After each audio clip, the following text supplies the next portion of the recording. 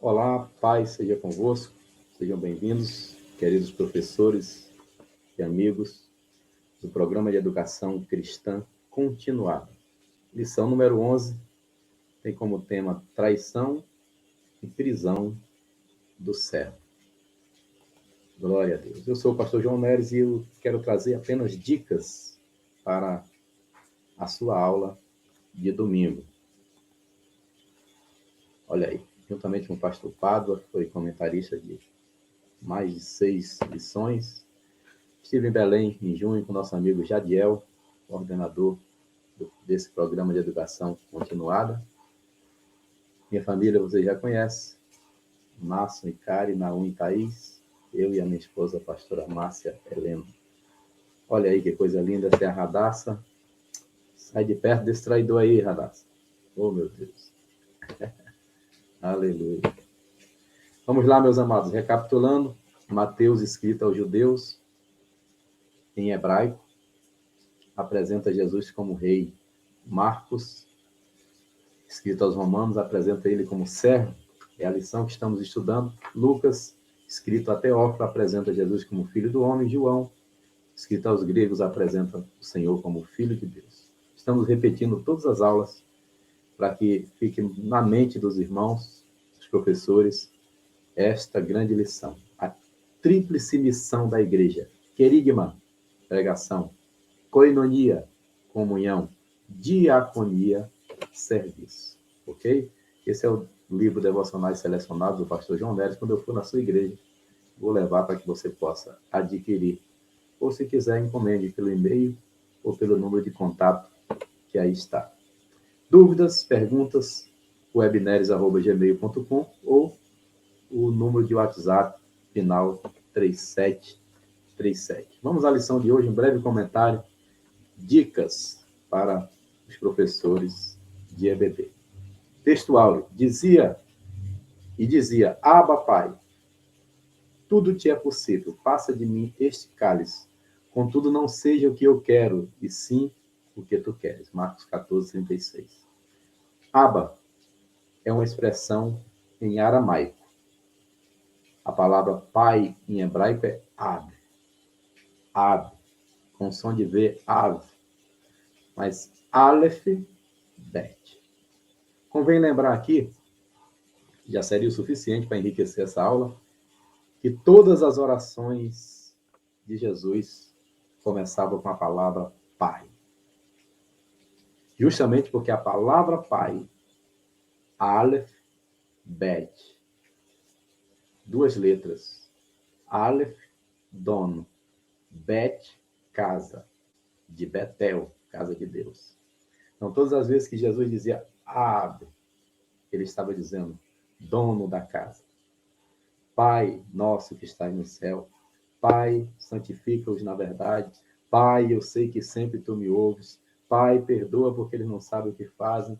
E a última oração foi: Pai, em tuas mãos entrego o meu espírito.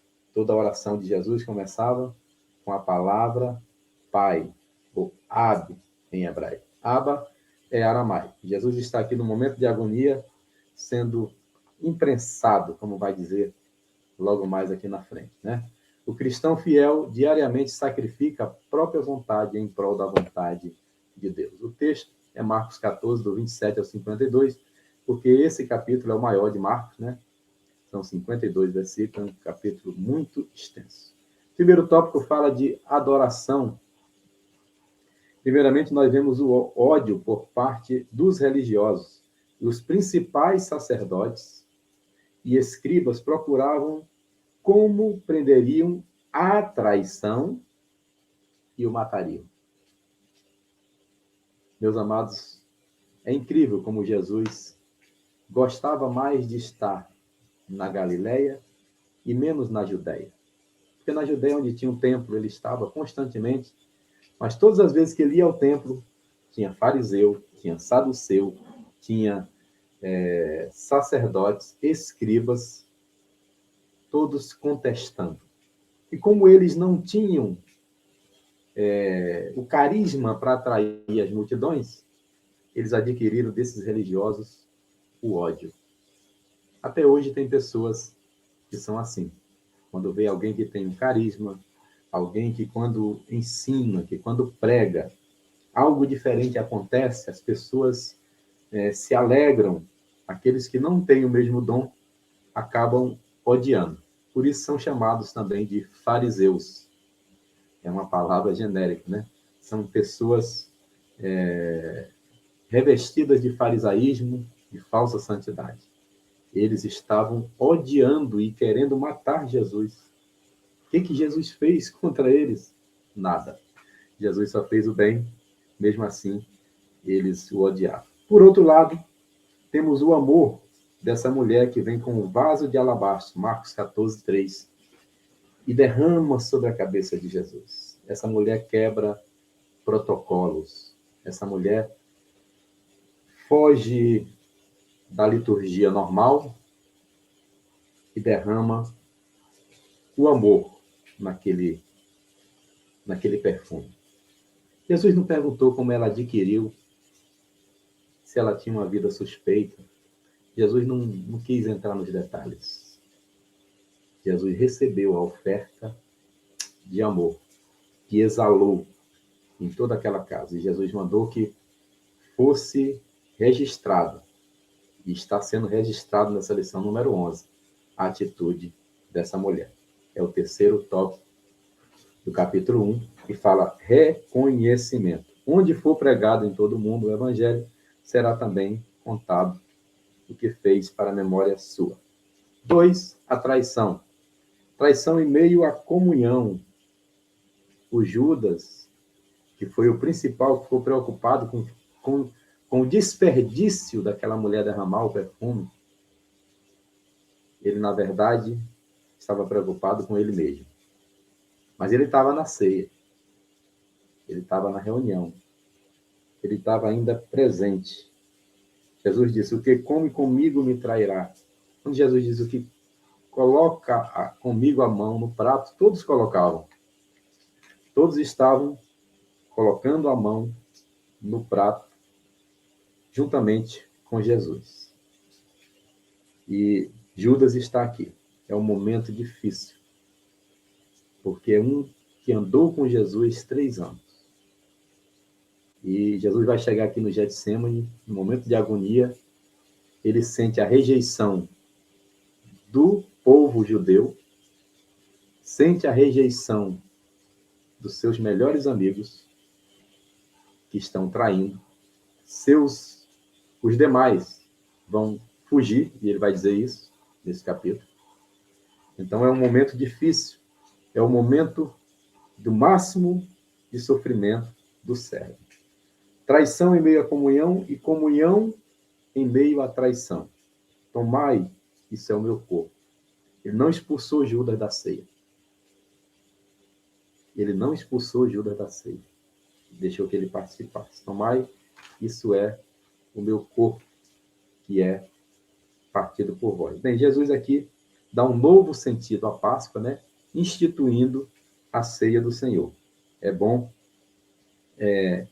ressaltar isso. E o último tópico aqui diz abandono em meio à crise, ou seja, no momento que a coisa apertou, todos fugiram. Eu quero pedir que você não perca a próxima aula, a próxima dica que eu vou dar aqui da lição número 12, porque tem uma coisa espetacular ali sobre as mulheres. As únicas que foram com Jesus até o pé da cruz. Dos 12, somente João, o discípulo amado, estava lá. E eu tenho algo muito especial para acrescentar na lição número 12, semana que vem, justamente sobre essa participação das mulheres. Nesse momento aqui, todos vão abandonar em meio à crise. Por último, vem a prisão, a angústia do Getsemane. Na revista do professor, está na página 68, né? A minha alma está profundamente triste até a morte. Jesus estava aqui no ápice do seu sofrimento. Somente Lucas menciona que o seu suor se transformou em gotas de sangue. Por que só Lucas fala isso? Porque Lucas era médico. E ele sabia que esse fenômeno só ocorria quando a pessoa está em profunda agonia, profunda angústia da alma. Getsemane, que significa prensa de azeite, foi o lugar certo onde Jesus foi espremido, literalmente. Angústia do Getsemane. Beijo de Judas e o jovem desnudo. Bem, o beijo de Judas, Jesus é demais. Ele chega e beija, e Jesus diz para ele: amigo, a que vieste? Jesus não expulsou ele da ceia, e quando ele beija, mesmo traindo, e Jesus sabia que ele estava traindo, Jesus ainda diz: amigo, a que vieste? Meus amados, Jesus é Jesus. Não tem ninguém como ele. Pedro vai negar também, mas ele vai atrás de Pedro, né? Vai restaurar Pedro. Em momento nenhum ele disse: você me trai, você me negou, você fez isso, você fez aquilo, você não serve mais. Pelo contrário, ele fez Pedro confessar. Ele só perguntou: tu me amas? Como Jesus é diferente de nós, né? E logo que chegou, aproximando-se, disse-lhe: mestre, e o beijou. Bem, o motivo pelo qual Jesus o beijou é porque ele não era tão conhecido de todos, tá? Esse é importante. Mas o mais importante para você mencionar aqui, na página 69, é que se Judas precisou beijar, é porque ele era realmente servo. Ele era realmente um igual aos outros. Ele não tinha uma cadeira presidencial. Senão, era só dizer para o soldado: olha, é aquele que está na cadeira grandona do Papa. Tá? Ele não tinha. Jesus estava vestido igual aos outros. Senão, não precisava o sinal do beijo. Ok? Esse jovem desnudo tem dois personagens misteriosos no capítulo 14 de Marcos. O primeiro é aquele homem que carregava um cântaro. E segundo a tradição judaica, homem não carregava cântaro. E Jesus disse: entrem na cidade, vocês vão ver um homem carregando um cântaro. Sigam. Sigam. Só sigam. E ele vai orientar. Quando chegar na casa, você pergunta: cadê o lugar para eu celebrar a Páscoa? Jesus tinha muitos discípulos secretos. Mas esse homem é um mistério, porque quem carregava cântaro eram as mulheres. Isso nos mostra que foi uma maneira dos discípulos identificar fácil, porque se dissesse: segue uma mulher carregando um cântaro, ia ter uma porção de mulheres fazendo isso. Então, ele já combinou com o dono da casa, e esse homem poderia ser um servo. Quem sabe até o dono da casa não fez isso, mas dá a entender que foi um servo, porque esse homem do cântaro guiou até a casa, e quando chegasse na casa, perguntasse ao dono da casa onde está o aposento. Tá bom? Esse servo tipifica o Espírito Santo, porque ele levava uma vasilha com água. E o Espírito Santo é que nos dá água para beber. E Jesus disse que quando o Espírito Santo viesse, nos guiaria em todas as coisas. Então, esse homem representa o Espírito Santo que há de nos guiar em todas as coisas. Bem, o jovem desnudo, pode ser o próprio João Marcos. Algumas traduções acreditam que seja ele, mas não tem como nós afirmarmos. Bem, eu faria a comparação com o Evangelho de João. Eles não gostavam de dizer: esse sou eu que escrevi, tal, tal, tal.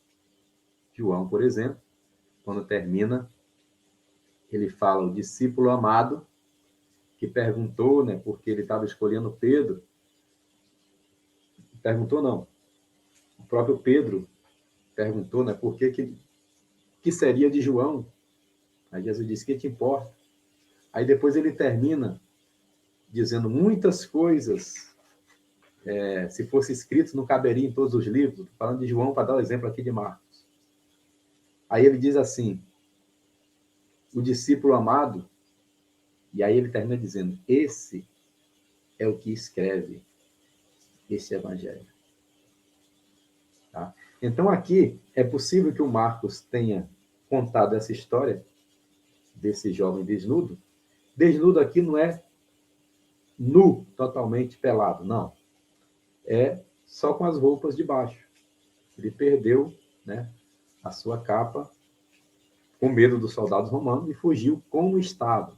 Então, quando a Bíblia fala que nu, não quer dizer totalmente nu, é com as roupas íntimas, tá bom?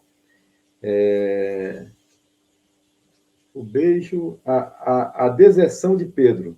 Não conheço esse homem de quem falais. É o Pedrão que tinha dito, todos podem te negar, menos eu. Ele vai negar. Mas depois Jesus também vai atrás dele e vai restaurar.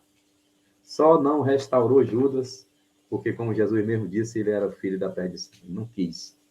Porque no momento do beijo, da traição, Jesus disse, amigo, a que vieste. Em momentos decisivos, o melhor a fazer é prostrar-se aos pés do Pai em oração, na busca de força e sabedoria. Assim fazendo, nossas ações e reações realizarão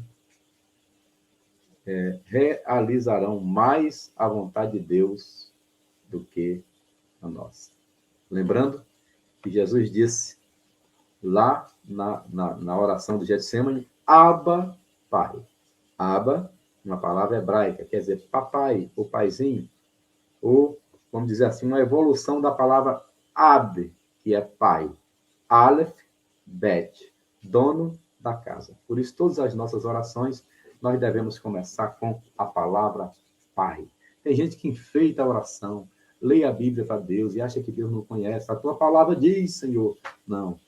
Se você disser apenas Abba, papai, paizinho, não precisa dizer mais nada, porque quando o filho nos chama de pai, nos desmancha totalmente. Meu filho mais velho é o Nasso, piloto da Marinha, capitão tenente, mas quando ele fala pai, ele desmancha todo. O Naum é outro grandão, 25 anos, 1,92 m, mas quando ele fala pai, já desmancha. Ele pergunta logo, passa o Pix para fazer a transferência aí.